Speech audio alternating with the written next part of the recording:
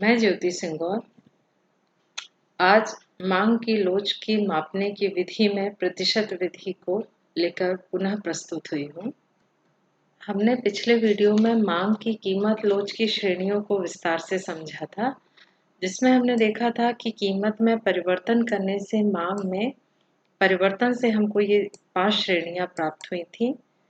पूर्णतया लोचदार, अधिक लोचदार, लोचदार, बेलोचदार और पूर्णतया लोचदार मांग।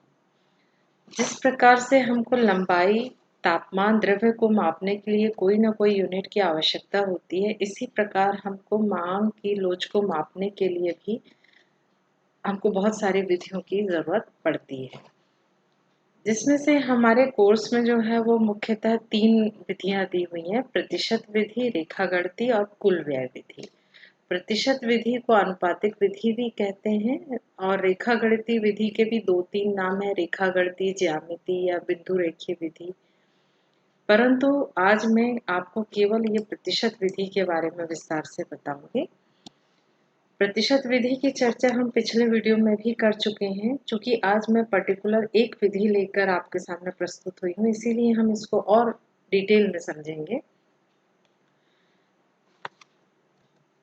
प्रतिशत या आनुपातिक विधि, इसको हम फ्लक्स मेथड भी कहते हैं, क्योंकि ये मेथड का सर्वप्रथम उपयोग प्रोफेसर फ्लक्स ने किया था। प्रतिशत या आनुपातिक विधि में हम क्या करते हैं, मांग और कीमत में प्रतिशत परिवर्तन के अनुपात को हम क्या कहेंगे, मांग की कीमत लोच। इसका सूत्र हम देख लेते हैं। इसका सूत्र ये है: del Q upon Q into 100 upon del P upon P into 100। ये है हमको मांग में प्रतिशत परिवर्तन और ये हमारा कीमत में प्रतिशत परिवर्तन। इसी सूत्र को हम आगे सॉल्व करेंगे तो 100 में से 100 कट जाएगा, ये डेल क्यू अपॉन क्यू ये आ गया आपका, और ये तीसरी और चौथी नीचे की संख्या है। तो ये संख्या गणित में आपने देखा था कि ये संख्या क्या हो जाती है, पलट जाती है। इस सूत्र में हमको क्या दिया हुआ है वो हम देख लेते हैं। Q क्या होता है, वस्तु की मात्रा, और P होती है वस्तु की कीमत। और ये डेल Q कैसे निकलता है, डेल Q बराबर del Q2 minus Q1। Q2 क्या होता है, वस्तु की अंतिम मात्रा, और Q1 क्या होता है, वस्तु की प्रारंभिक मात्रा। इसी प्रकार से हम डेल P कैसे निकालते हैं, P2 माइनस P1। P2 क्या होता है, वस्तु की अंतिम कीमत, प्राइस, और P1 क्या है, वस्तु की प्रारंभिक कीमत। इस तरह से हम सूत्र के लिए क्या ज्ञात कर सकते हैं, डेल Q और डेल P। इस सूत्र में हम उदाहरण करके देख लेते हैं, जिससे आपको और आसानी होगी समझने में। इसके लिए हम उदाहरण ले लेते हैं। सबसे पहले हम ये उदाहरण ले लिया हमने एक तो, इसमें ये हमको दिया हुआ है P1 कीमत है, किसी वस्तु की कीमत है P1 5, तब वस्तु की मांग कितनी हो रही है, 15। यदि वस्तु की कीमत बढ़ के कितनी हो गई है, 7 हो गई है, तो वस्तु की मांग कैसी हो रही है, कम हो रही है, 12। मांग के नियम में हमने देखा था कि वस्तु की कीमत बढ़ती है तो वस्तु की मांग कैसी हो जाती है, कम हो जाती है। तो इसका हम डेल पी निकाल लेंगे। डेल पी बराबर क्या भी हमने देखा था, P2 माइनस P1। P2 कितना है, यहाँ पे हमको 7 दिया हुआ है, माइनस 5 इज इक्वल टू कितना हो गया हमारा, 2 हो गया। इसी तरह से हम डेल क्यू निकाल लेंगे। डेल क्यू बराबर क्या होता है, Q2 minus Q1 is equal to कितना आ गया हमारा, 3। 3 कैसे आ गया, ये आना था हमारा -3। लेकिन हमने पिछले वीडियो में चर्चा की थी कि मांग की लोच हमेशा ऋणात्मक आती है, परंतु हम इसका क्या मान लेते हैं, निरपेक्ष मान ले लेते हैं, यानी धन और ऋण चिन्ह को इग्नोर करके हम इसमें कोई चिन्ह का उपयोग नहीं करते, सभी अंकों को हम धनात्मक मान लेते हैं। इसको हम सूत्र में रख देते हैं, मांग में प्रतिशत परिवर्तन बटे कीमत में प्रतिशत परिवर्तन। ये है हमारा सूत्र, del Q upon Q. Del Q की वैल्यू कितनी दी हुई है, 3, और क्यू की वैल्यू कितनी दी हुई है, 15। क्यू की वैल्यू कितनी दी है, 15। P इज इक्वल टू कितना दिया हुआ है, 5 दिया हुआ है, ये हमारा P इज इक्वल टू 5 है। और डेल P कितना आ रहा है हमारा, 2 आ रहा है। हमने सूत्र में मान रख दिया। 3 5 ज़ा 15 और 15 2 ज़ा 13। अब यहाँ पे आपको ये चीज़ समझ आ रही है कि जो ऊपर का अंक है वो कैसा है, छोटा है, और नीचे के जो अंक है वो कैसे हैं, आ रहे हैं हमको बड़े प्राप्त हो रहे हैं। इसका मतलब है इसकी वैल्यू हमेशा 1 से क्या होगी, कम होगी। यदि इसकी वैल्यू हमेशा इकाई से कम होगी और ऐसी वस्तुओं की मांग हमेशा कैसी होती है, बेलोचदार होती है। सामान्यतः अनिवार्य वस्तुओं की मांग कैसी होती है, बेलोचदार होती है। अब हम दूसरा उदाहरण देख लेते हैं, दूसरी कंडीशन देख लेते हैं। दूसरी कंडीशन में क्या है, जब कीमत P1 5 है तो हमारा मांग कितनी है, 15 है। सॉरी 15 नहीं 5 है। जब वस्तु की कीमत 5 है तो मांग कितनी है, 5 है। और जब वस्तु की कीमत 7 हो गई तो मांग भी कितनी हो गई, 7 हो गई। यानी ये जितनी कीमत उतनी मांग, यदि कीमत बढ़ रही है तो मांग भी क्या हो रही है, बढ़ रही है। सूत्र में हम मान रखते हैं और डेल पी निकाल लेते हैं। डेल पी कितना होगा हमारा, 7 माइनस 5 इज इक्वल टू कितना आ गया हमारा, डेल पी 2 आ गया। ऐसे ही डेल क्यू निकाल लेते हैं हम, 5 माइनस 7 तो कितना आ गया हमारा, सॉरी ये गलत लिखा हुआ है, 7 माइनस क्या होना चाहिए था हमारा, 5। तो कितना आएगा हमारा वैल्यू, इसमें कितनी आएगी हमारी, 2 आएगी। इसका मान हम सूत्र में रख लेते हैं, del Q upon Q. Del Q की वैल्यू कितनी है, 2 अपॉन 5 इंटू 5 अपॉन 2। 5 2 ज़ा 10 और 5 2 ज़ा 10, यानी ये दोनों मान कैसे आ रहे हैं, बराबर आ रहे हैं। यानी मांग में जो प्रतिशत परिवर्तन है वो किसके बराबर है, कीमत में प्रतिशत परिवर्तन। ये दोनों कैसे हैं, आपस में बराबर है। जब ये आपस में बराबर होंगे तो मांग की लोच किसके बराबर होगी, इकाई के बराबर होगी। तीसरी स्थिति को समझने के लिए एक और उदाहरण हम ले लेते हैं।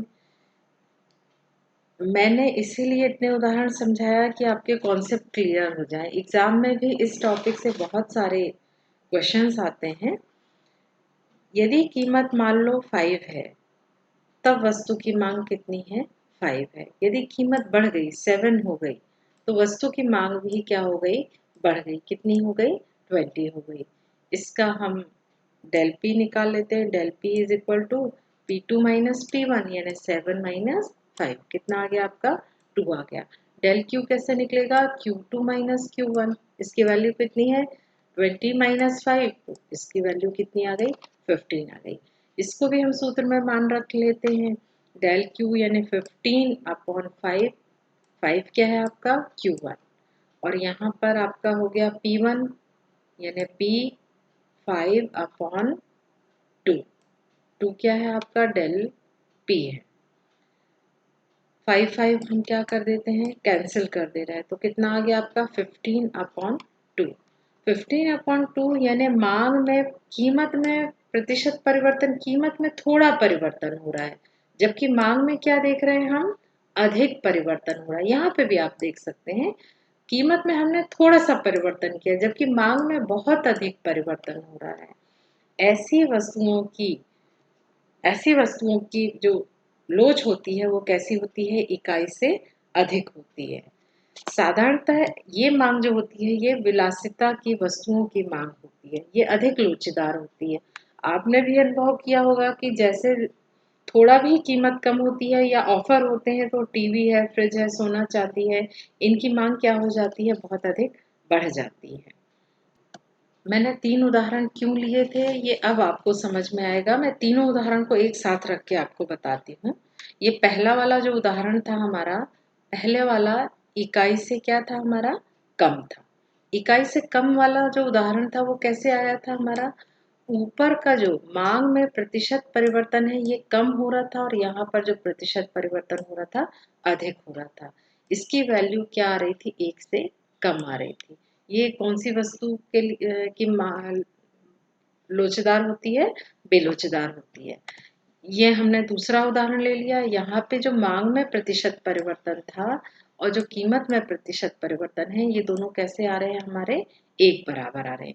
यानी ये जो मांग में प्रतिशत परिवर्तन है और कीमत में जो प्रतिशत परिवर्तन है, दोनों कैसे होंगे? जब बराबर होंगे तो ये इनकी लोच जो होगी वो किसके बराबर होगी? इकाई के बराबर। और तीसरी स्थिति का जो हमने उदाहरण लिया था, यहाँ कीमत में थोड़ा सा परिवर्तन होगा और मांग में अधिक परिवर्तन होगा। यहाँ पे देखिए कीमत में अधिक परिवर्तन हो रहा है और मांग में कम हो रहा है, जबकि यहाँ पर कीमत में थोड़ा सा परिवर्तन हो रहा है और मांग में अधिक परिवर्तन हो रहा है। ये स्थिति कैसी होगी? इकाई से अधिक। सामान्यतः इसकी जो मांग होती है वो कैसी होती है? लोचेदार होती है। तीनों की तुलना हम केवल सूत्र में इनसे कर सकते हैं। इनको हम देख के हम बताते हैं कि ये इकाई के बराबर है, इकाई से अधिक है या इकाई से कम है। ये तीनों का मतलब है मांग में कितना प्रतिशत परिवर्तन हो रहा है, किसके तुलना में? कीमत में प्रतिशत परिवर्तन की तुलना में। मैं एक बार आपको फिर से रिवीजन करा रही हूँ, जिससे आप दोबारा इसको आपको याद करना ही ना पड़े, आज ही आप याद कर लें। ये पहली स्थिति है इकाई से कम। जब किसी वस्तु के मूल्य में 20% परिवर्तन से मांग में 10% परिवर्तन होता है, अर्थात मूल्य में अधिक परिवर्तन हो रहा है और मांग में कम परिवर्तन हो रहा है, ये स्थिति होती है हमारी इकाई से कम। और ये क्या कहलाती है? इनकी जो मांग होती है वो कैसी होती है? बेलोचेदार मांग। और ये अनिवार्य वस्तुओं के लिए होती है। और दूसरी स्थिति जो हमने पढ़ी थी वो इकाई के बराबर। यहाँ देखिए आप दिख रहा है आपको स्पष्ट, यदि वस्तु के मूल्य में या कीमत में कितना परिवर्तन हो रहा है? 20%। और मांग में कितना परिवर्तन हो रहा है? 20%।